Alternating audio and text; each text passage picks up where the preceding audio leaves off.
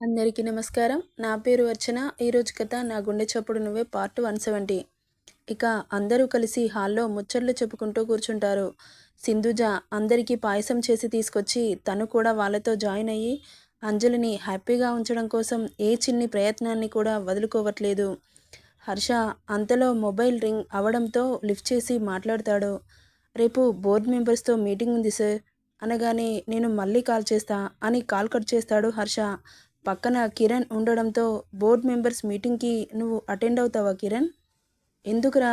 ఎలాగో చెల్లి కాలేజ్‌కి వెళ్తుందిగా, నువ్వు ఆఫీస్‌కి రావచ్చుగా అనగానే ఆలోచించి సరేరా అంటాడు.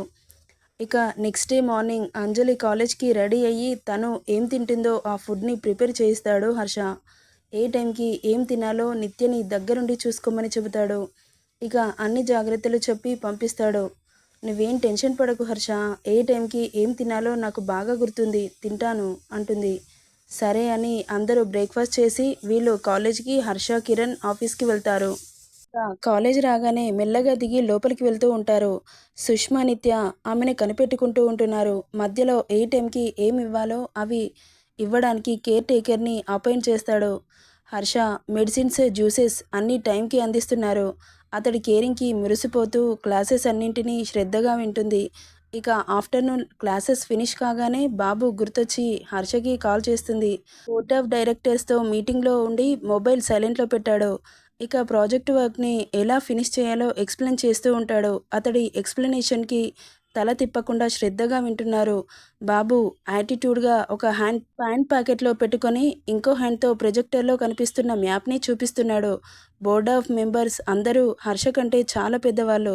అందులో హర్ష, కిరణ్ మాత్రమే జూనియర్స్. బట్ అతని ఐడియాస్, వే ఆఫ్ థింకింగ్ వాళ్ళని ఆకర్షిస్తుంది. అతి చిన్న వయసులో అంత ఎత్తుకు ఎదిగి ఎన్నో విజయాలను సాధించిన హర్షవర్ధన్ రెడ్డిని చూస్తుంటే అందరికీ చాలా గర్వంగా అనిపిస్తుంది.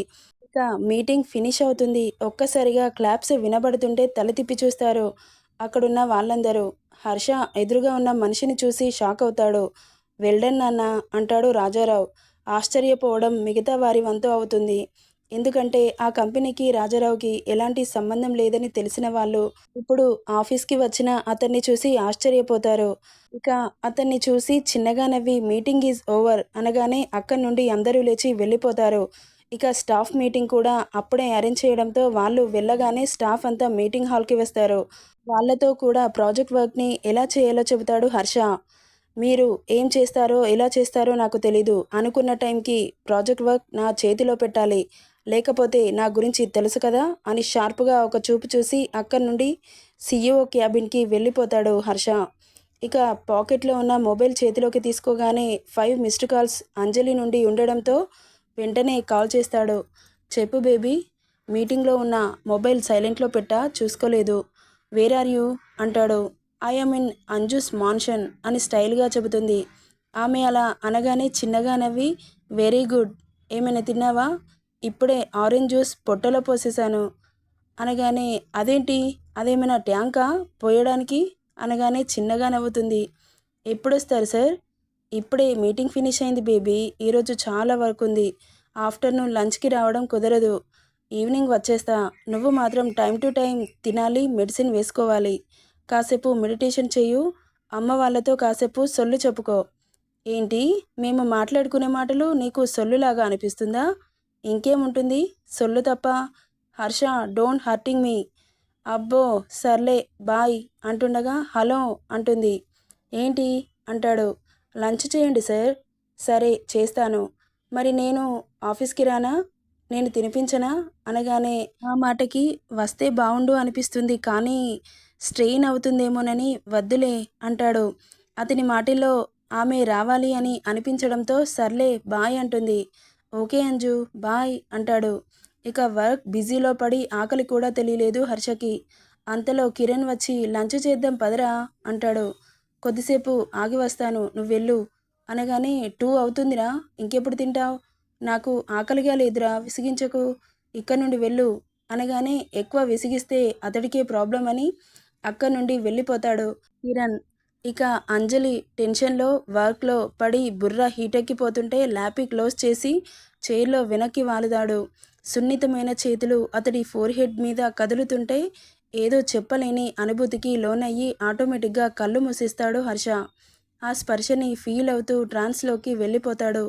అలా కాసేపటికి టక్కున కళ్ళు తెరిచి చూసేసరికి ఎదురుగా నిండు కుండలా మెరిసిపోతున్న మేనిఛాయ మోమును చూసి అప్పటి వరకు ముడుచుకొని ఉన్న పెదవులు ఒక్కసారిగా ఆమెను చూడగానే విచ్చుకుంటాయి. టక్కున లేచి కూర్చొని "నువ్వేంటి అంజు ఇక్కడా?" అంటాడు ఆశ్చర్యంగా. "నా శ్రీవారికి తినిపిద్దామని వచ్చాను." "అబ్బో! ఎందుకు? అదేంటి నువ్వు తినకుండా ఉంటే నాకు మాత్రం ఎలా తినాలనిపిస్తుంది?" అని అనగానే ఆమె చెయ్యి పట్టి అతడి ఒడిలో కూర్చోబెట్టుకొని, "నీకు అంత రిస్క్ తీసుకొని నా దగ్గరికి రావడం అవసరమా? ఇందులో రిస్క్ ఏముంది చెప్పండి?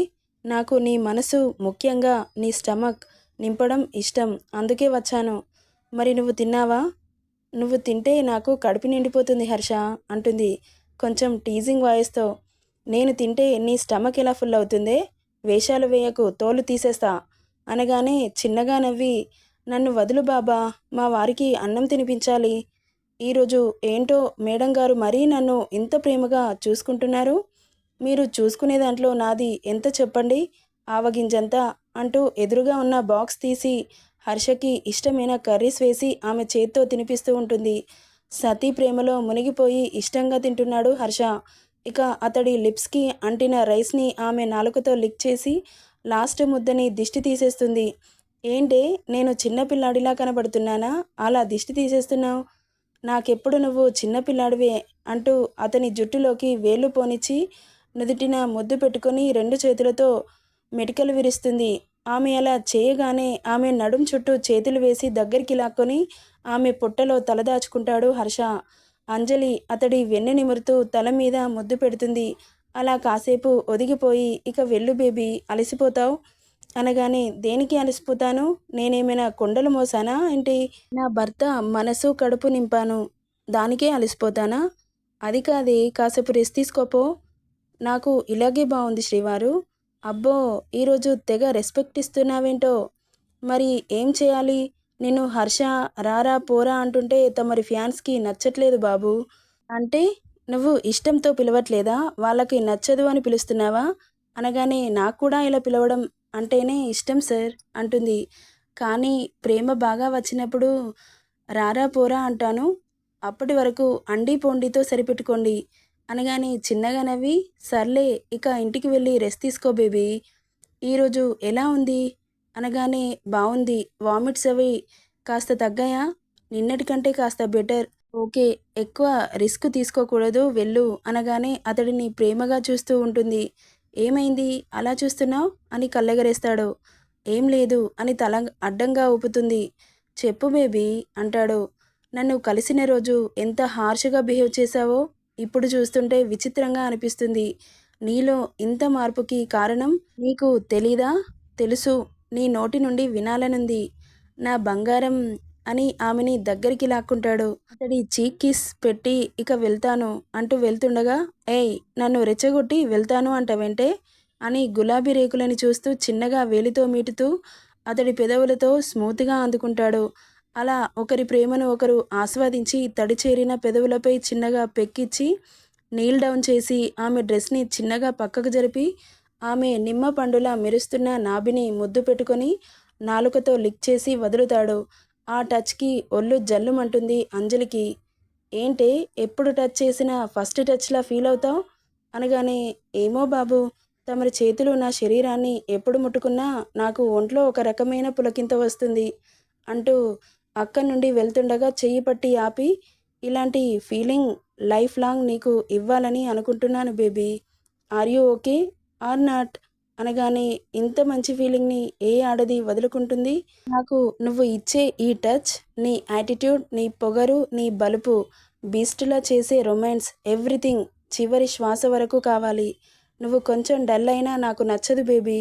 నా మొగుడు ఎప్పుడు పులిలా ఉండాలి. ఎలాంటి సిచ్యువేషన్లో నువ్వు డల్ అయిపోకూడదు" అనగానే, "నేను ఎవరికీ లొంగను పాపా, నీకు తప్ప. నువ్వే నా వీక్నెస్" అనగానే అతడి బుగ్గపై చేయి పెట్టి, "నా వల్ల కూడా నువ్వు వీక్ అవ్వకూడదు. నేను వీక్ అవ్వనివ్వను. నేను ఏం చేస్తే స్ట్రాంగ్ ఉంటావో చెప్పు, అలాగే చేస్తాను. ఇంకా చేసేదేముంది, ఆల్రెడీ వీక్గా చేసేసావుగా" అనగానే టక్కున కళ్ళు అతడి వైపు తిప్పి, ఏంటోనని చూస్తుంది. అదే ప్రెగ్నెంట్ వద్దని చెప్పాను వినలేదు కదా అందుకు అన్నానన్నమాట. మనకు ఎవరు పుట్టినా ఫస్ట్ ప్లేస్ నీకే బేబీ, ఎనీ టైం నీతోనే. నువ్వన్నట్లు పిల్లలని మా అమ్మకి అత్తయ్యకి ఇచ్చేసి మనిద్దరం ఎక్కడికైనా వెళ్ళిపోదామా అనగానే ఫుల్ ఖుషి అవుతాడు హర్ష. నువ్వు అభయం ఇవ్వాలి కానీ ఈ ప్రపంచమంతా తిప్పేయను అంటాడు. చెప్పాను కదా ఎవరు వచ్చినా నీ ప్లేస్ మారదు అని. నువ్వు మాత్రం డల్గా ఉంటే నేను చూడలేను. సరే సరే ఇక వెళ్ళు, రెస్ట్ తీసుకో. ఈ రోజుకి చాలా స్ట్రెయిన్ అయ్యావు. నా మనసు మాత్రం చాలా హ్యాపీగా ఉంది హర్ష, ఎందుకో తెలీదు. కానీ నాకు ఒకటి తినాలనుందిరా. అదేంటి ఇప్పటి వరకు ఏవండి శ్రీవారు అని పిలిచి రా అంటావు? చెప్పానుగా నాకు ప్రేమ ఎక్కువైతే రా అని పిలుస్తాను అని. ఏంటో చెప్పు, ఏం తినాలనుంది? పుల్ల పుల్లగా మ్యాంగోస్ కావాలి అనగానే అస్సలు తీసుకురాను, ఒంట్లో వేడి చేస్తుంది. 5th మంత్ పడే వరకు చాలా జాగ్రత్తగా ఉండాలి. తర్వాత నీ ఇష్టం కాస్త లిమిట్గా అనగానే మూతి ముడుచుకొని సర్లే అంటూ వెళ్తుండగా ఆగు అంటాడు. ఇక వెంటనే ఎవరికో కాల్ చేసి అంజలిని చూస్తాడు. ఏంటా అని అతడిని చూస్తూ ఉంటుంది Anju. Next second mango pieces ఉన్న బౌల్ని ఆమె చేతిలో పెడతాడు అటెండర్. దాన్ని చూసిన పాపకి నోట్లో నీళ్లురుతూ ఆ మ్యాంగోని నోట్లో పెట్టుకొని ఆస్వాదిస్తూ తింటూ ఉంటుంది. ఆమె ఎక్స్ప్రెషన్స్ని చూస్తున్న హర్ష చిన్నగా నవ్వుకుంటూ ఆ తినడం ఏంటే చిన్నపిల్లలా, ఎన్నడూ మ్యాంగో తినలేదా? ఏమో హర్ష, ఎప్పుడు తినేదానికంటే ఇప్పుడు తింటుంటే చాలా మజా ఉంది తెలుసా. సరే సరే అని నవ్వుతూ చెప్పి ఇక ఎక్కువసేపు బయట ఉండడం మంచిది కాదు అని పంపించేస్తాడు. యాక్చువల్గా ఆమెను వదిలి ఉండాలనిపించలేదు హర్షకి. అంజలి కూడా హర్షని వదిలి ఉండాలి అనిపించలేదు కానీ ఇక రెస్ట్ తీసుకోవాలని వెళ్ళిపోతుంది. అలా రోజులు గడిచిపోతున్నాయి. ఇంట్లో వాళ్ళు అంజలికి ఏం తినాలి అనిపిస్తే అది చేసి పెడుతున్నారు. సింధుజ, లక్ష్మి. నెక్స్ట్ ఏం జరుగుతుందో నెక్స్ట్ పార్ట్లో చూద్దాం. ఈ స్టోరీ ఎలా ఉందో కామెంట్ చేయండి. నచ్చితే లైక్ చేయండి, షేర్ చేయండి, సబ్స్క్రైబ్ చేసుకోండి friends. Thank you for listening.